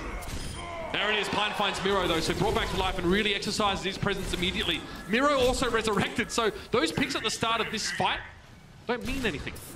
No, but you see Fleto puts a body shot into Pine and kind of wakes him up a little bit. As a headshot there on Miro, he'll have to back out. Now the Infrasight will be up with a pulse bomb to use. And with Infrasight, he can now sort of pick his best route into the backline to put the pulse bomb to its best use, or not, if that may be the case. And NYXL aren't really being heavily pressured right now. The onus is on Seoul to cobble together some kind of approach to the point that doesn't involve them getting shot in the face a bunch of times by your boy Pine. With the bench matrix in that close room, SableB decides to hold on to that pulse bomb. There's just too good of a chance of it getting eaten there. Getting no value of it. Toby will use Valkyrie, and that is not enough to keep Jaehong alive. They jump right on top of him. They'll DMAX Zephyr here as well. He'll use the self-destruct. Both the Divas will use self-destruct to get new mechs back. And you can see the murderous intent in New York as they descended upon Jaehong. He vaporized. It's like he was never there. They had like 3 players just sort of collapse. And Anima uses his Valkyrie and pushes on forward with Mono, Mecha, and SableB. They end up losing mono, but it's actually Jonak and Pine who are able to win a 2v1 against Miro in the backline. Not able to get much done as that Winston diving on to Jonak into Pine, as Pine now has another infrasight. The timing hurt Seoul. They had an infrasight, but it timed out just before the fight actually started. So Pine now is the one with all the information. Bit of omnipotence goes a long way. Toby doesn't get away from that one though. He backed up, but then he tried to Guardian Angel to his healing target. It didn't work. Saviorbi single-handedly tearing apart the backline of Seoul. They've got no healers left, and it's safe to say they're running out of chances too. Point was actually captured by Seoul during the fight though, which is a nice little adaptation, which now means that New York have to go and get it themselves before they can end the round. They have it now, and here's where the pressure starts to build on Seoul. Yeah, they've lost Miro. Zephyr will be on the point. He has the self-destruct. This Toby flies in, tries to go for the res on the Miro, but Saviorbi and Pine right there camping the body. Great play by the DPS players of NYXL, not allowing that res onto the main tank to go through. However, it may not be enough with Munchkin now starting running right. He's done exactly the same. His best Saviorbi impression has got himself 3 kills, and he'd like another one, and he's going to chase Mano down. What a performance from Munchkin in those last few moments. Sensational. It's going to be the Primal Rage used for much of a reason. But Mano, he still lands on Fletter in an overtime stall. All he was trying to do was buy time. I think Pine could be in trouble though now. Into the backline, the Seoul Dynasty go. And Zephyr completes the kill on the Purple Lady. Oh, Munchkin keeps them alive though, Mitch. I mean, we can see some of his Tracer play. He's been so good throughout stage 3. A real difference maker. A lot of people, question some of the Tracer play from Seoul Dynasty early on. Munchkin now starting to heat up. In all fairness, Jaehong set up those kills with those Discord orbs. He really managed to do a good job of keeping line of sight. Probably called them out himself. Munchkin forced him to an early recall. Pine has infrasight again. Very, very quickly, Flatter just had his time out and Jaehong is down. There is a resurrect opportunity, but New York are going to want to keep applying the pressure here. Jonak, eyes on Munchkin, does catch him with a wayward orb and force the recall once more. Munchkin's in deep trouble. There's no way he's getting away from that one. Mecha gets up in his grill. And now we're in that overtime. Flatter and Toby are close to the point, but that's all they've got. Seoul need more than just that, and they don't even bother! What a piece here on Ilios. And the Widow battle, I think it's safe to say that Excelsior win out on that one. Yeah, it'll be a 3-0 for NYXL. They'll take the series. It just determines of whether we'll get a 4-0 or Seoul Dynasty fights back, gets a match. Quite the struggle, back and forth on Ilios. Really, we've seen a lot of great things from both teams showcased. Munchkin is still looking very good. Jaehong has been looking better. Speaking of which, good to see him improve a little bit more. And it's another map for Seoul to show us what they've been coming up with, but there will be no victory for the gold and black today. We'll see you in a sec for map 4. The Overwatch League is brought to you by Omen by HP, the official PC and display of the Overwatch League. Intel, the official computer processor of the Overwatch League. And by T-Mobile, America's fastest network ever.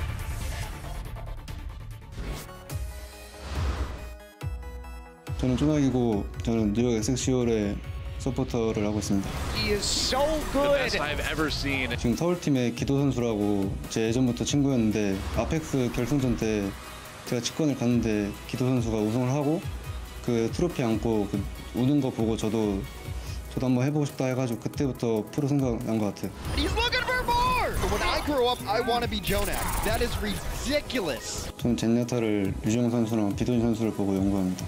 Jonak again. Unstoppable power from this Zenyatta.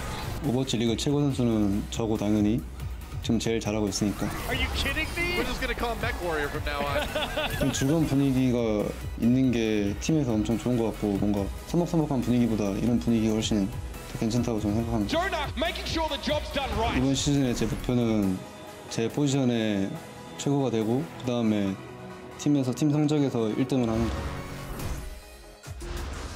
You know, Mitch, Jonak has been so good for NYXL. It's quite funny.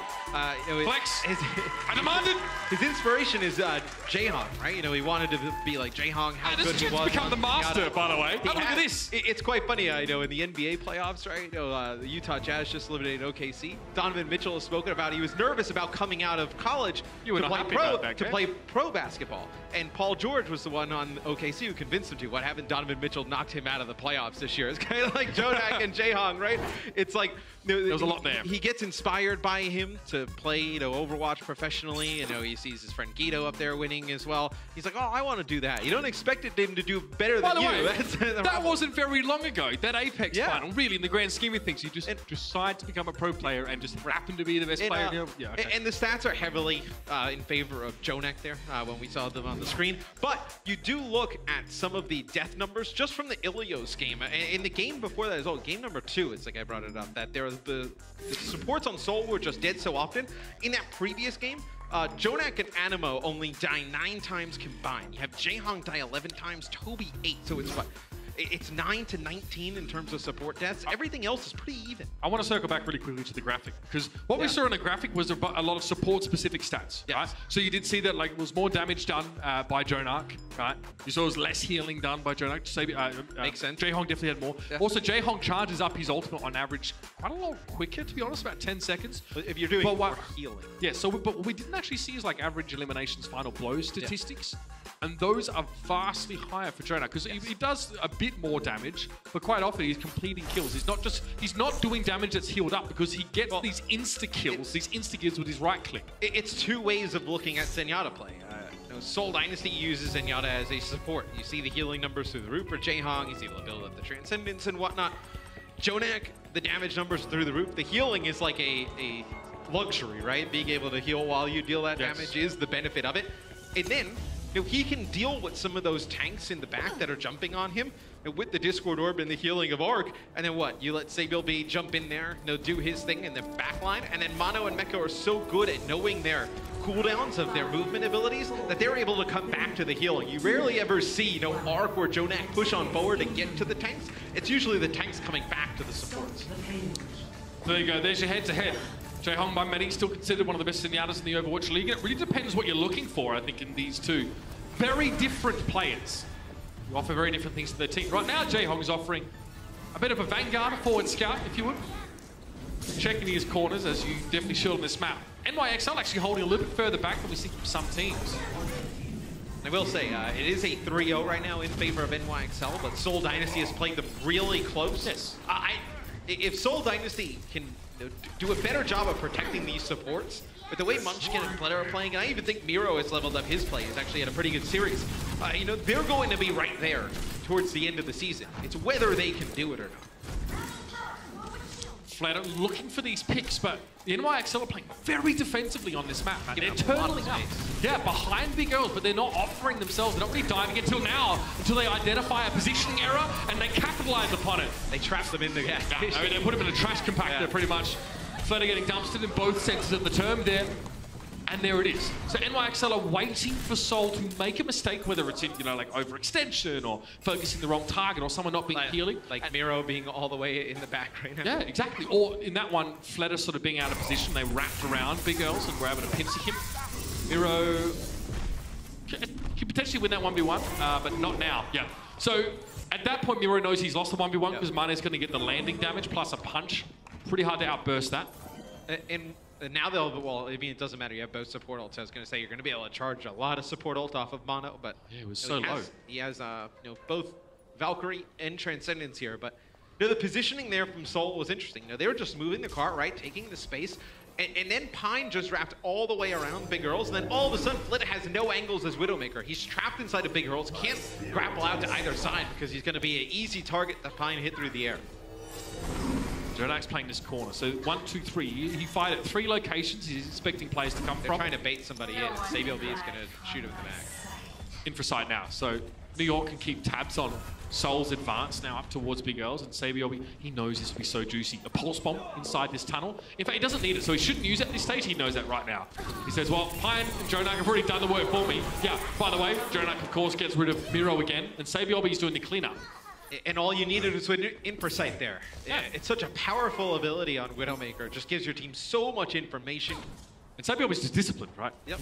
No need to go for a pulse bomb there. He gets 1 kill. What? He could get so much more. I mean, well, once he forces Fleta out of the hallway, it actually gives Toby nowhere to go on Mercy. He can't run away. Yeah, he can't go away. So there's... Can't use Guardian Angel to dash.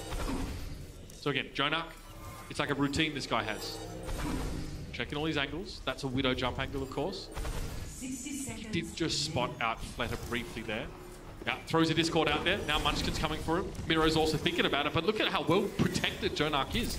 This is so sick from New York. You don't have to play flashy to play efficiently. The tortoise formation is what we're seeing here. There we go in SabielB. Triple dash. Well, he really meant that one. He knew that Jaehong was probably already going to be finished there, or at least he thought that Mana would get the job done, but Jaehong is actually able to get away. I think they were really hoping to force his Transcendence there more than anything else, but he won't get him. And Toby has to use most of his Valkyrie to just keep Jaehong alive in the tunnel because he doesn't want to use Transcendence, and then everybody else falls. And now you may not even get a good use of Transcendence. New York could play really close to this corner, and what you're going to use it just to get to the car. Then Jonak has all the time. He can play all the way back and just use his on the payload. Another Infrasight here comes out from Pine. This is honestly abysmal from Seoul. They have not been able to break open the NYXL at all. And conversely, this is incredible from New York to have such a well-disciplined defense. Oh no! You need Jaehong here in this last fight. You need to rely on your captain to get you through the Valley of the Shadow of Death, and it looks like Seoul are not coming out the other side. Pine, however, is going to rappel across the gap. He does see Fleta, and Fleta just gets pounded by Jonak. And there it is, another one for him, and that's the overtime. I mean, Seoul have been utterly invisible on this map. If it weren't for the Infrasight, we wouldn't even know they're there. Bitch. Not one player in NYXL died during that entire half.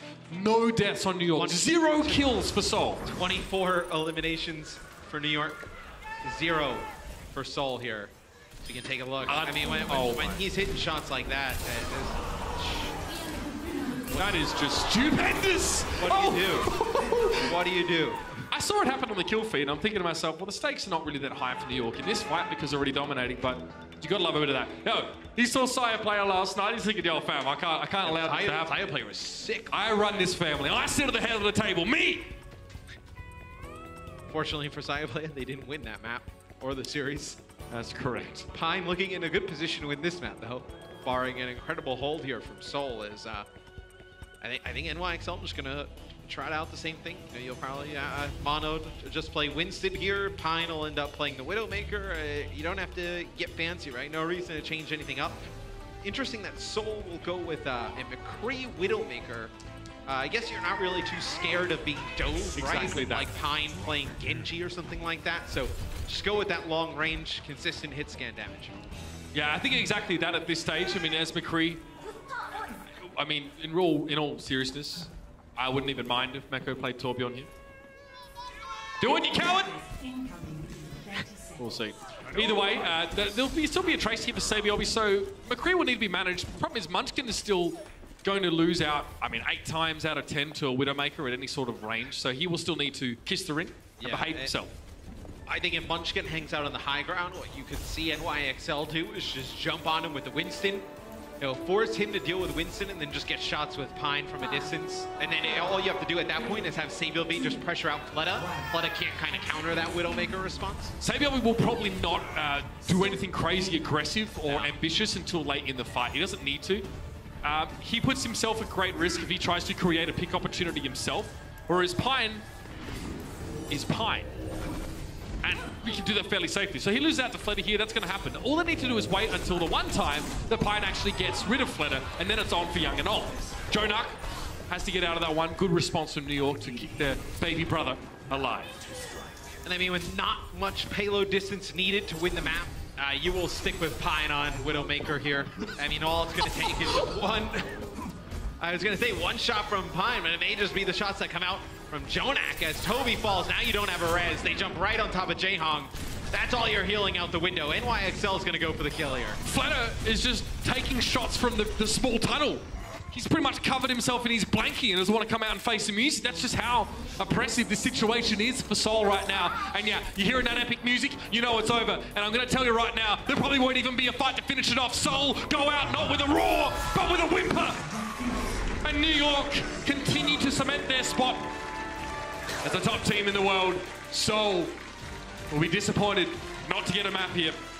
Look, you throw out this last map, and it's a very close series, front to back between these two teams. I think Seoul, you know what they have to work on. Keep the supports alive. When they do, you see the things that Fleta and Munchkin can do as a DPS duo. You'll start to get these games a lot closer. Those game fives and maybe even win a few of them against teams like New York. But man, New York in that final map showed you their real potential. And you can see the weight of what they were going up against for Seoul became more and more apparent as the series went on. Incredible individuals here. We saw a lot of Pine today. They used him very extensively throughout the series, but when Libero came in, he was excellent. Had a little bit of trouble with Junkrat on Numbani at some points, but overall New York are looking much better. We saw some tailored compositions, I think, from Seoul. They actually really tried to read into and download New York, and to a degree, I think they had something there, but pound for pound, Matt, they just went on the same level, and that's Overwatch for you. We're going to head to a break, ladies and gentlemen, in just a moment, and when we return, we'll get some insights from our desk and also from some of our players in this match. New York looking very, very good for those playoffs. Seoul now starting to look in jeopardy, Matt, for their chance to play in our Stage 3 playoffs. We'll see you guys later on. Thanks for listening and watching. We're back after this with the desk. The Overwatch League is brought to you by Intel, the official computer processor of the Overwatch League. T-Mobile, America's fastest network ever. And by Omen by HP, the official PC and display of the Overwatch League.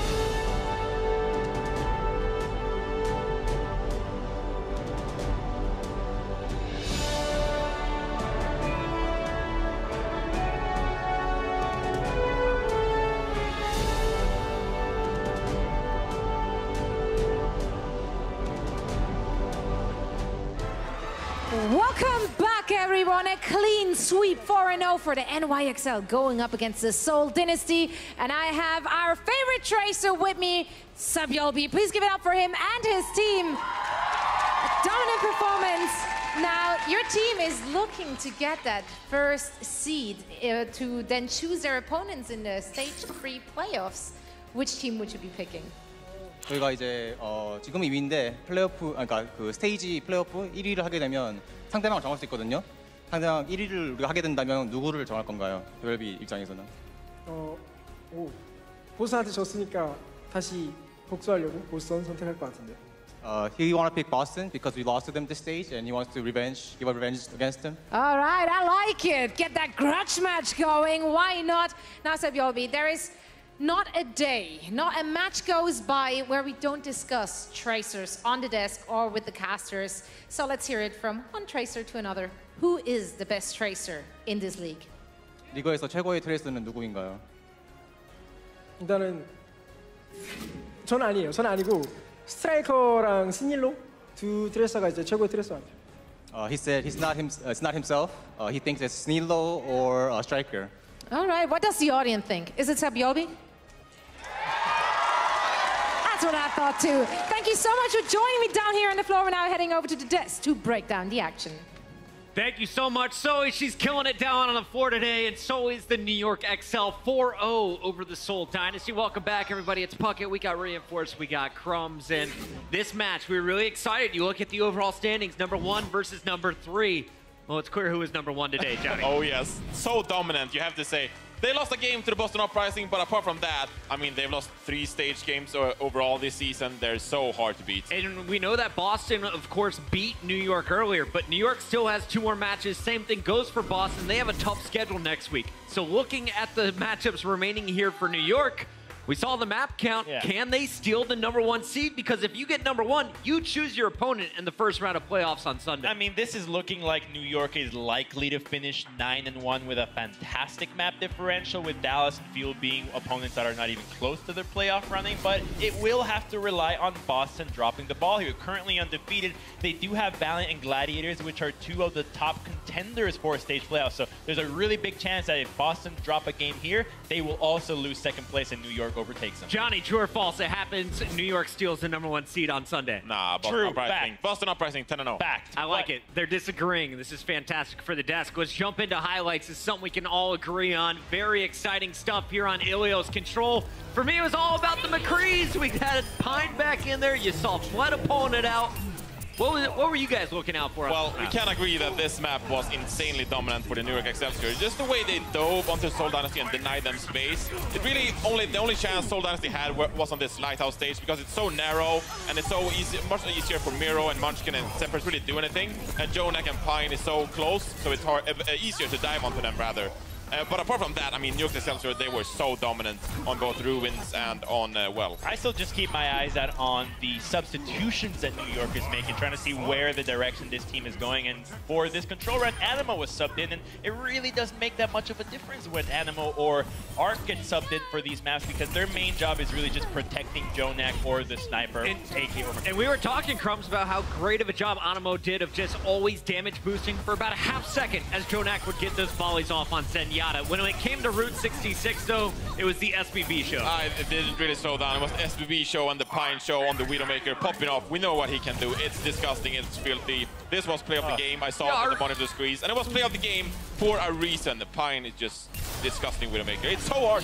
How do you play against this guy? He does this so much where he hits like this zone mode and he decides to just go in on you, and he's likely coming off with at least a 3K. And when that happens, you just back off and you say the push is over, guys. Pine is popping off. It's so dirty. 30 seconds left in the game. Guys, we got 1 or 2 more pushes. Pine's like, nah, you don't. No, we're done. I mean, 4 versus 6.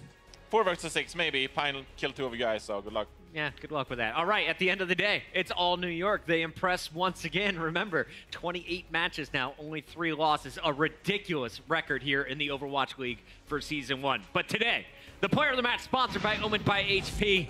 Who's it gonna be? Sabyolbi? Nah, Johnny promised it to Arc. I promised it. You gotta give him to him, right? Watch this play. Watch it. I mean, there's some sick healing and damage boosting. But overall, he's one of the most underrated aspects of this machine, which is the New York Excelsior. He's always there, and he has to juggle between peeling for Pine or helping Jonak, and he has to keep them both alive at the same time. In stage 2, we saw that he has an incredible Ana up his sleeve that won them many games. So in many ways, we don't really talk about Arc because he's playing this Mercy, and really he's just helping his teammates, but he's so important. But the thing is, he's really important in the shot calling and awareness as well, because when you're playing Mercy, especially boosting a Widowmaker, you really don't need to be looking anywhere but besides your 360. Make sure you have the position of everybody else involved. And so you just sit there, you hold down the right click, but you are essentially the beacon of information for your team. You tell them who's flanking, you tell them what to do, and it's a result of the coordination and synergy that New York has. Big props by Arc, staying alive, getting away from Munchkin, and of course Fleta throughout that series. At the end of it all, it's New York on top of our second match of the day, but we still have one more to go. We got the Philadelphia Fusion still looking to lock in their spot in the playoffs. Can they help their odds? We'll find out as they face off against Shanghai in just a moment.